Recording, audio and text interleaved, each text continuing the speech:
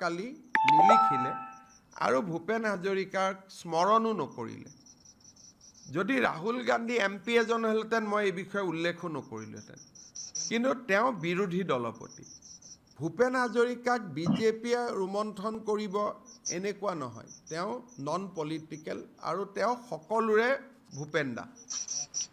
Rahul Gandhi being দা বিৰোধী দলপতি, তেখেতে ভূপেন হাজৰিকাক স্মৰণ নকৰাটোত অসমৰ ৰাইজ অত্যন্ত দুখিত আৰু ক্ষোভিত।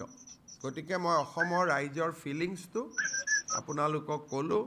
बाकियों हाइड्रोजन बम में लाके न्यूक्लियर लेके हमारा कुछ फर्क पड़ने वाला उसमें नहीं है।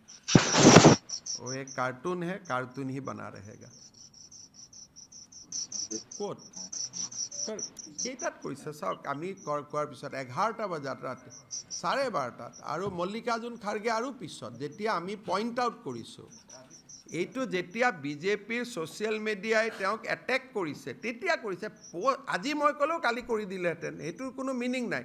টাইমিংটো চাওক না, ৰাতিপুৱা মোদীজীয়ে কেইটা বজাত লিখিলে, এইটো 12:30 কেতিয়া আহিলে, যেতিয়া বিজেপিৰ পৰা ছ'চিয়েল মিডিয়াত এটেক কৰিলে তাৰ পিছত দিছে। গতিকে 12:30 এটা বাঁহী বিয়াত উৰুলি দিয়াটোৰ কি মিনিং আছে? সেইকাৰণে এইটো আপোনালোকৰ কাৰণে দিয়া, আমাৰ কাৰণে দিয়া নিদিয়াকে কথা।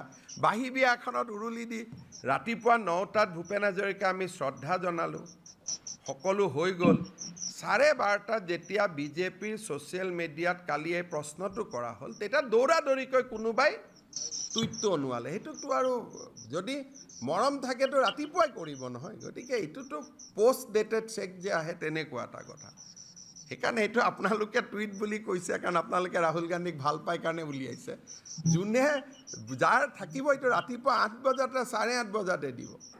আৰু নৰেন্দ্ৰ মোদী ডাঙৰীয়াই প্ৰবন্ধ লিখিছে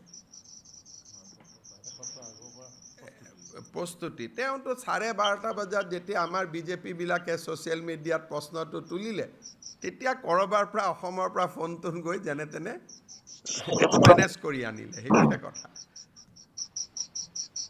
হ'ব। ৰাহুল গান্ধীয়ে এটা শব্দও ভূপেন হাজৰিকাৰ নামত তেওঁ যোৱাকালি নিলিখিলে আৰু ভূপেন হাজৰিকাক স্মৰণো নকৰিলে। যদি ৰাহুল গান্ধী MP এজন হ'লহেঁতেন মই এই বিষয়ে উল্লেখো নকৰিলোহেঁতেন, কিন্তু তেওঁ বিৰোধী দলপতি।